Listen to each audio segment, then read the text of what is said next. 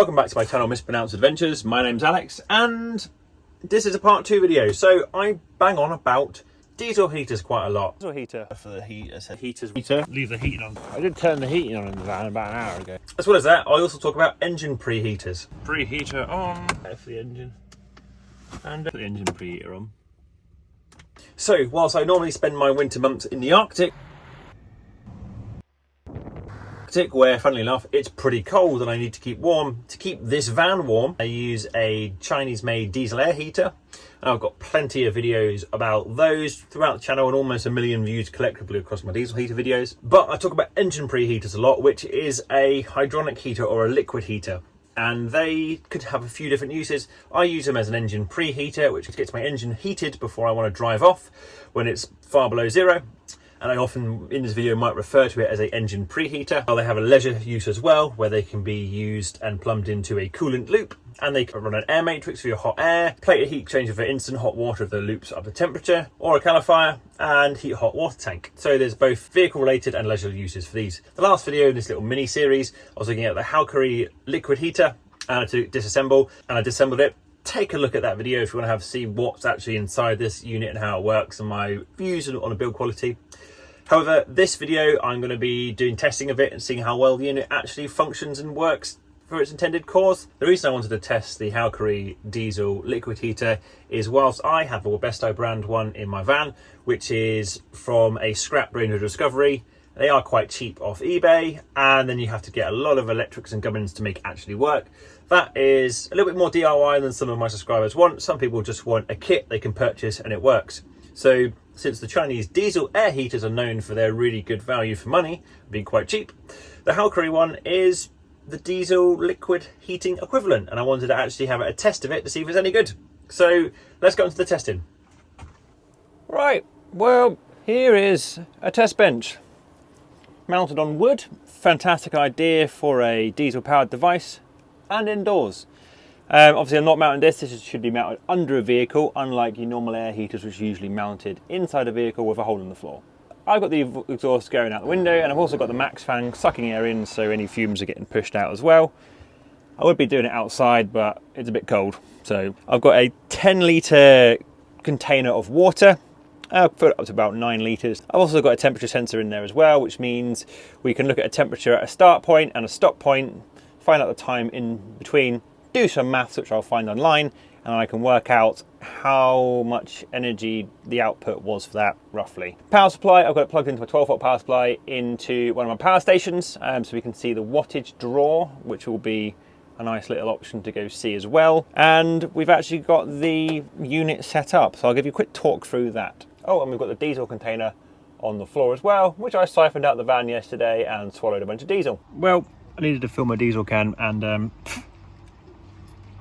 siphoned fuel out of my tank. I wish I just had a higher, larger volume pipe and I didn't get so much diesel in my mouth or spit it out all over the van. Switch to the other phone. Here's the current setup. Circulation pumps go before the heater, which means the cooler liquid is going in the heater and then hot liquid comes out. The reason you do that is just so it's less work on the pump, really. You got your standard dosing fuel pump at the nice angle for stopping bubbles. We've got the air intake, we've got the standard exhaust going out the window, not touching any wood. Whilst it's built on wood, I'm not envisioning anything which is going to get super hot here. What I do have is this one little bit here which I've not plugged in, which goes on this cable. I probably plug it in unless I need to, and for some reason it's only got one relay when I think it should come with two. What this is this controls the vehicle fan if you want it to. Using this in the sense that I was heating my engine block. You can also set this up that when this unit turns on and is pumping coolant around your engine block, heating your engine block up, it also would turn on the cabin heater or the fan heater in your dashboard, and also put some of that energy into the cab, which would defrost the windscreen and heat the cab up. Or if you were using it in a leisure sense and you had an air heater elsewhere in the vehicle, you could do that as well. Manual wise, we have it set up on this orientation. This is what I currently use in my van, where I have the heater set up on the cabin heater return. And a quick example of if you wanted to use that cable I've just mentioned, would wire it up that way to the vehicle warm air machine. And then for anyone who wants to see it, there's your express diagram of the coolant loop in the inline variation going to the cabin. Right, let's power it on and see how this does. Right, so numbers Y00, hold on the power button, switch blade to the current time. Right, time eventually set. Why is time important? You can have it turn on automatically if you want to. So if you went to work every morning at the same time, you could have it turn on 40 minutes before you go to work. It can then turn on for a preset run time and then turn off again so your vehicle will be all heated up for you getting into it. What I want to do is I just want to turn the unit on and let it heat the water up to I think 80 degrees and then it will shut down. So let's go for that. I just want to turn it on. I'll hold down on off 3 seconds to start. Okay, so 1, 2, 3.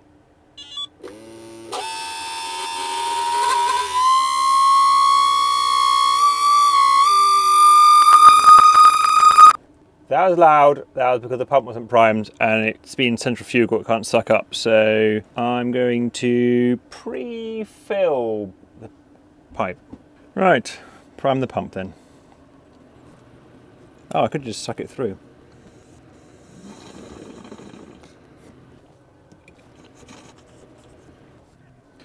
Well, that's not ideal.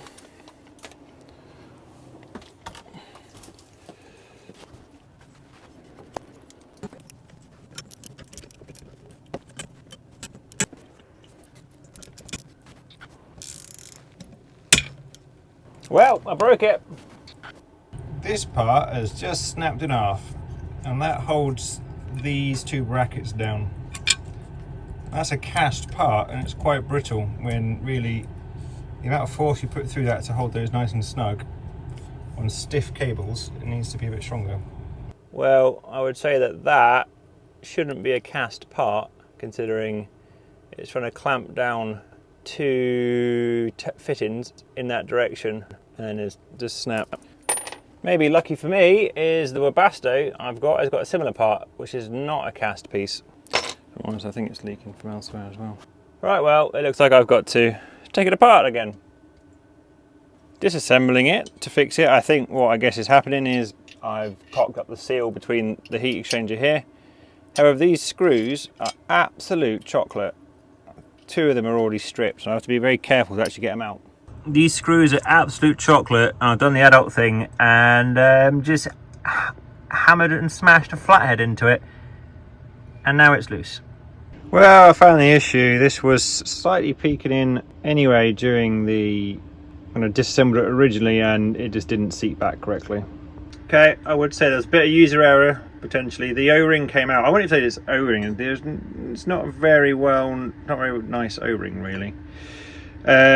Was still in there, and I thought it was seated in there, not that there's a lip it sat on here, so that's probably why I got caught.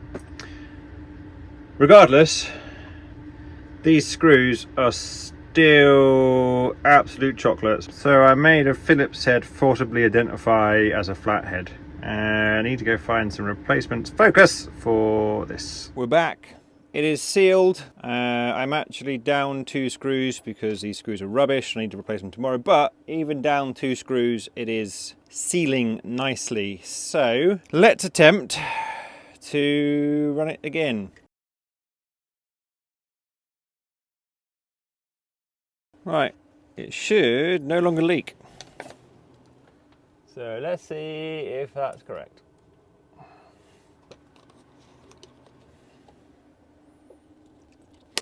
It holds water.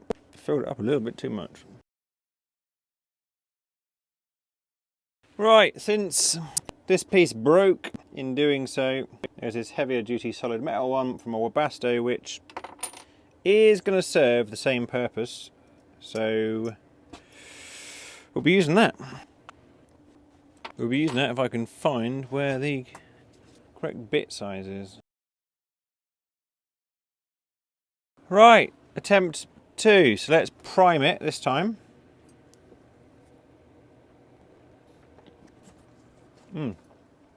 That time, no sound of air. Lost its time again, I don't care. And let's turn the heater on and see how well it works. Pump's going. So apparently 21 degrees. This says 14. A few failed starts, but that's just because the fuel hadn't made it all the way up the fuel line yet to the pump. Yes, error 02, which is what was flashing on there, is your flame out fuel anomaly. So next time it should start now because the diesel's actually in the right space. Right, let's try again. Right, currently water temperature is 22 degrees. My thermocouple says 19, but okay. Right, we've actually got diesel flowing now.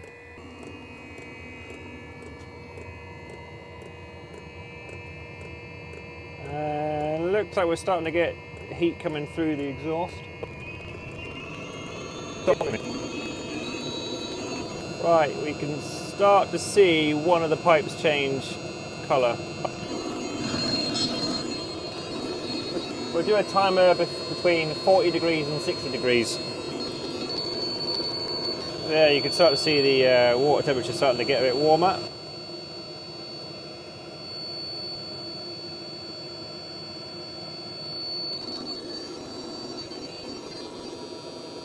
Right, 40 degrees reached.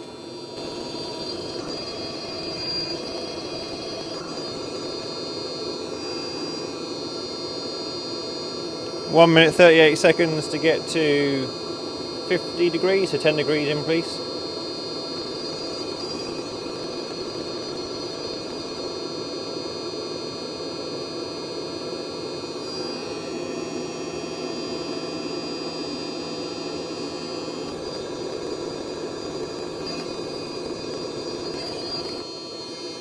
Right, now that it's reached 70, it's about then it starts to dial back on its speed. Or it should shut down when it gets to 80, I believe. Or 40, we'll see. So, instructions said it will stop supplying oil, which is diesel, when it reaches 78 degrees. 78 degrees. 79 degrees. Right, it's got at 18, it's not stopped yet. 81. Okay, it reached 80 degrees, it's made a beeping noise. And it's starting to shut down. So, the same as my current engine preheater, when it gets up to 80 degrees, which is engine operating temperature, at 80 degrees is adjustable. It then shuts itself down. And there we go. That's reading it at 70 degrees, but then again the thermocouple reads it as 79, that reads it as 80. Heater body there is cooling down. Success. Right, first little test run is done. Heated it up quite well. Right, let's work out the maths. I'm going to use ChatGDP to figure out all those maths for me. Can you do the calculation for me?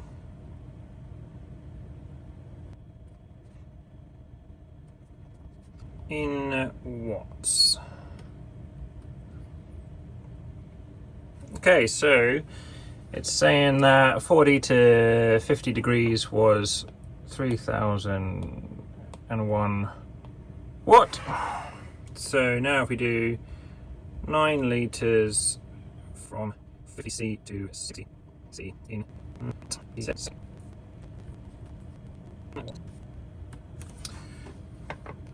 4,000.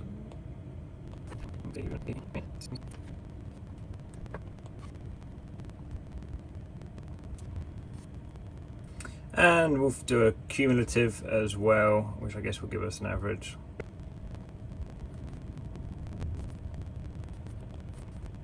Well, there we go. I don't quite understand how these can all be lower than that. Right, small mistake. Watching the video back, it did the actual shutdown for 80 degrees at 6 minutes 27. So if we redo that for 9,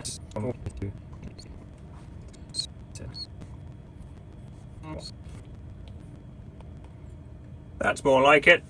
So I got 3.9 kilowatt, almost a 4 kilowatt output on the average. I'm sure there's plenty more variables. It's an oversimplification of the maths there. One of the things to consider is my system for the test bench is uninsulated. So whilst there is plenty of energy going into the system from the hydronic heater, There is also energy losses in the system as well, as uninsulated tank. Anything which is feeling warm, that's because energy is leaving medium. The other thing I don't know is I'm heating water directly. These hydronic heaters usually would heat a glycol solution or a coolant loop, which could be 50% water, 50% glycol. I don't know if there is a better heat transfer options for coolant. I suspect there probably is, because that's why you would use it. Someone correct me if I'm wrong in that sense. This is advertised as a 5 kilowatt diesel heater, although there are variables in the calculation efficiency. I'm sure there's some other things people can educate me on, which I've not accounted for in that calculation. I also say, bear in mind, how quickly I heated 9 litres of water bears no relevance to how quick it might do in your case. Mine wasn't about heating 9 litres, that was just the amount I had in that tank. Mine was about how quick it was heating 9 litres, so I could work out the maths. If you're heating a far larger tank, it's going to take longer. If you're running it through a coolant loop, so energy's going elsewhere, it's going to take longer. For instance, the engine of the Transit is about a 11 litre coolant loop, and that takes about 40 minutes to heat that up to 80 degrees, because loads of energy is going out into the engine block, or if you're using a leisure system, energy is going to be going out into whatever medium you're putting it into. Hot air, hot water with a plated heat exchanger. Don't have my 9 litres took 1 minute 30-ish per 10 degrees as a useful value to measure yourself against. All the systems are going to be different. Right, welcome back to test 2. This time I want to get some information out of it. So I want to know the fuel consumption, and because these heaters generally run maxed out on their higher setting until they approach the sort of 70 degrees mark and then slow down so they don't overshoot 80 degrees. I want to measure the fuel usage during that. To do that, I'm going to have the heater running. I'm going to wait till it probably gets up to about 50 odd degrees, so I know it's going full tilt and it's up to working temperature. And then I'm going to start a stopwatch, and since the dousing pump is a fixed amount of fuel going in, if I put my mic near that, I will then be able to see the clicks when I'm editing for the palp dosing and then work out the maths. I'll have that timer going, so I've got the time next to how many clicks, count it, and then count that up to millilitres per hour, I guess. I also want to do power consumption, so we'll get it running and we'll look at how much power it uses when it's booting up and how much power it uses when it's just running. So first I need to reprogram it, get some diesel in it. So it's currently pulling about 134 watt on glow plug. That's pretty normal for most diesel heaters I've come across.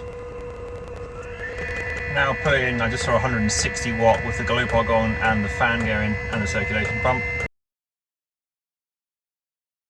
Heater up and running, it's pulling around 38 watt, 39 watt. Right, we can see the timer down there. My plan is now to turn on my other mic, touch it to the pump, so you can hear the clicking really loudly and count the amount of hertz, really. Right, well, my audio test for pump C didn't work, so stay where you are, please. Right, it's now running maxed out, so let's do some audio tests on the pump. And this is what I mean. I want the wave format basically of each douse, and then because I've got the timer I can count those and figure out how many litres per hour it is. Right, well hopefully that's some information. So counting the ticks in the wave format of the audio file, I counted 27 ticks per 5-second period, and I did that a few times over. That worked out with feeding that information into ChatGPT as 5.4 hertz, which is also the same maximum you can get on a lot of the Chinese diesel air heaters, and that worked out at 5 litres 40 millilitres ish. All the maths, as you can see, is there. So as it said in the manual, really. However, something to bear in mind is that the Chinese diesel air heaters, you turn it on, it runs all hour depending on whatever setting you have it on. If you run it on max, it's going to run at 5.4 hertz. If you run it on low, it's going to run at 1.4 hertz. That's going to be a different amount of fuel per hour, but it's going to be on for that whole hour if you're heating, especially if you're heating the van overnight. Diesel hydronic heater, on the other hand, its goal is to heat the coolant loop up to 80 degrees and then shut down. It will do that on full, dial back a little bit towards 80 degrees and then turn off. However, it would be cycling on and off more, so it may use more electrical power. If you do like all this sort of stuff, do consider subscribing to my channel and check it out a lot of the other projects I do with heaters, or where I actually use them up in the Arctic. So another few things to consider for heaters like this, there is the problem on the Chinese made diesel heaters, is that people run them on low quite a lot. They soot up quite quickly and you have issues. That's maybe potentially less of an issue on the hydronic heaters because they're always running full blast and then dial back at the very top and then switch off. But they will cycle on and off more if you're using them in a leisure format. And those formats can be changed. Looking into the controllers, I haven't figured out how to do it, but it does seem to list that you could either have it heats up its coolant loop, set to 80 degrees, turns off when it drops below 60 or something like that, it turns back on again to heat it back up to 80. You can have it heat up to 80 degrees and turn off and then stay off. It doesn't come back on again. Let me show you some of the other features. We've got the controller, which, very simple operation, hold down button for 3 seconds, unit turns on.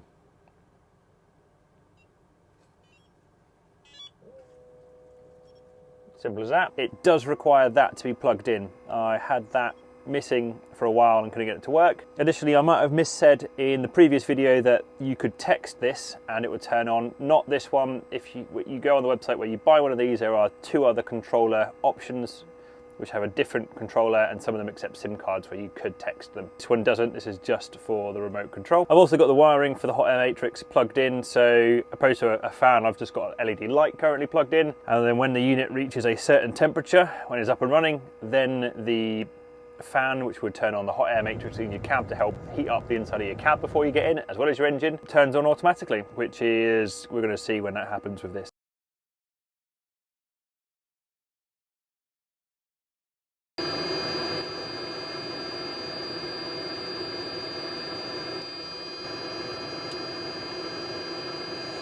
64 degrees again, that turned on, so it seems it gets the coolant loop up to 64 degrees, then turns on, which means your engine is going to get nice and hot first and be ready to go, and then when it starts to slow down, it's going to dump that heat into the cab to get your cab nice and warm as well. That's all we need to do, so we can turn it off as well from the controller, which also displays your temperature.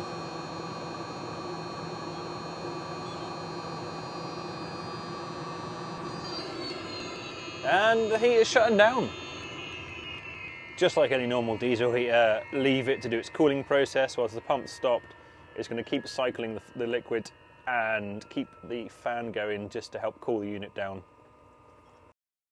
Given the layout of this burner, it's starting to make me think something, which makes me wonder, can this run on petrol? Right, why am I running on petrol? Normally I wouldn't bother running a diesel heater on petrol, but it particularly says on a few listings for this, both their official site and on eBay, it's petrol and diesel. And I can't see anything in it which makes it look like it's just diesel, although there is a letter D there. Ignore that, nothing. And the manual says gasoline or diesel.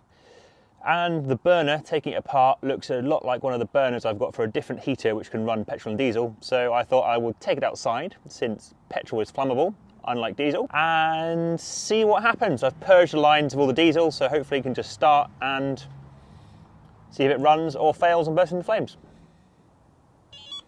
Started, start that there, and see what happens. To be honest, it might fail first starting, just as there might not be enough petrol in the line. Right, glow plug's currently heating.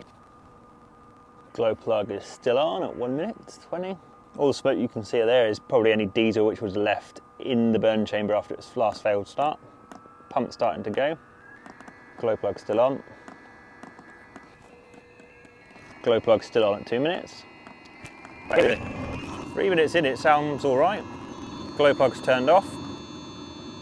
It's a lot more of a whoosh, whoosh, whoosh, whoosh noise.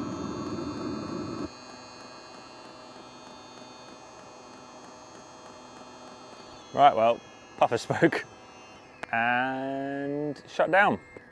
Well, that might settle that then. Just attempting a restart. Start it again. Has just increased the water temperature by a degree though. The water temperature's going up. Climbing. Well, looking at the thermal camera, it's definitely running.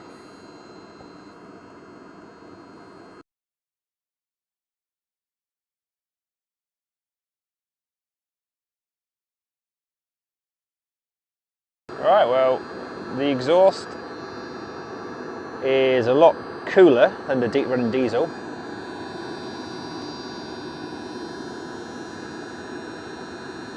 And it's about to hit 80 degrees. Well, that's worked surprisingly well. I guess I want to let it drop down now to 65 degrees, see if it can start up again. All right, this is just to see if it's going to restart with no issues this time, running on petrol. Right, glow plug is currently on. Right, I might put some lighting on.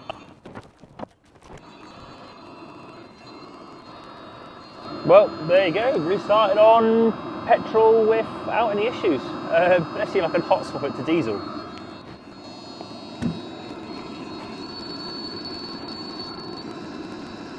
Air bubbles, that's no diesel going through there.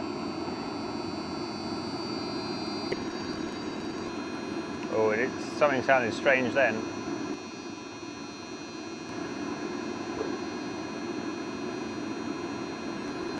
Apart from that little puff, it seems like we've hot swapped to diesel. So, worked on petrol, but took longer, which is not surprising. Petrol has a lower calorific content, lower energy content, lower energy density than diesel, so I would expect a different burn rate. On here now will appear my conversation and argument with ChatGPT to do the maths eventually after I got my data correct. And it looked like the average on using petrol to heat the same volume of water was around 3 kilowatt, whilst the diesel doing the same was around 3.9 kilowatt. That isn't quite the amount of difference there is energy density between petrol and diesel, but if that heater is tuned to run diesel better than petrol, then you would expect a less efficient burn on petrol, which maybe isn't taking into account also the lower density. Whilst that heater seems to happily run both petrol and diesel and to hot swap it, which is kind of cool, it may run one of those fuel types better. So whilst diesel is a more calorific, more energy density fuel than petrol is, the fact that, and it showed in the results that I had a higher output from the heater when running on diesel than I did petrol, that's not necessarily saying that that's not just to do with the energy in the fuel. It may be a better heater at burning diesel than it is at burning petrol. But a good experiment, and so it may be a multi-fuel heater. My other heaters require you to change settings to run gasoline or petrol versus diesel. That didn't seem to care, and it worked. So I don't know if I'm going to say it runs on petrol, but you've seen the results. It works, it's just less powerful. What am I going to do with this heater? I'm not going to swap out my current one. I quite like my Webasto. It's worked for 2 winters. Might as well keep it working. I'm going to give this one to my friends Alex and Doug, who have a channel called Sheila the Aguila on Instagram, or Compact Camper Couple on YouTube. Check them out on Instagram and check out their YouTube. They have taken Sheila, their Aguila, which they've turned into an overland beast.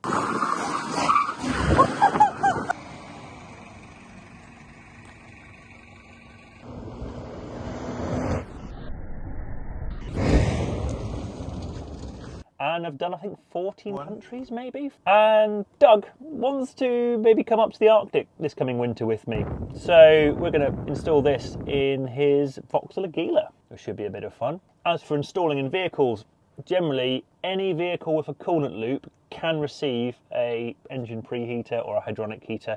They go in line on the Cabin Air Matrix return. I've got some other videos on the channel about that. Do check those out if you want to see how to install it. The Transits, it's quite easy to do. Other vehicles, it may not be as easy. If you want to subscribe, check out the part 1 where I tear the unit apart, and subscribe and check out where I actually use these heaters and the air heaters throughout the van on my Arctic adventures.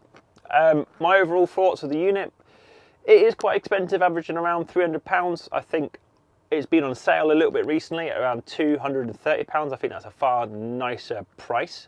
As you'd expect in many of the other Chinese-made diesel heaters, a lot of the accessories are particularly not great. Build quality-wise, as I said in part 1 and we saw in part 2, casting is lightweight. I broke that part, which this is a very lightweight alloy they've used. And the bolts which hold it together, quite easy to strip. They are very soft chocolate bolts, which again is pretty normal to see on the Chinese-made diesel heaters, as I've broken them in the past. Would it heat up the engine? Yeah, no problem.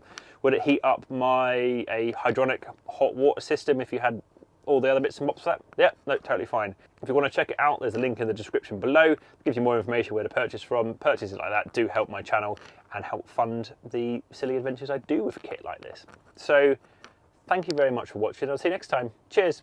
Bye.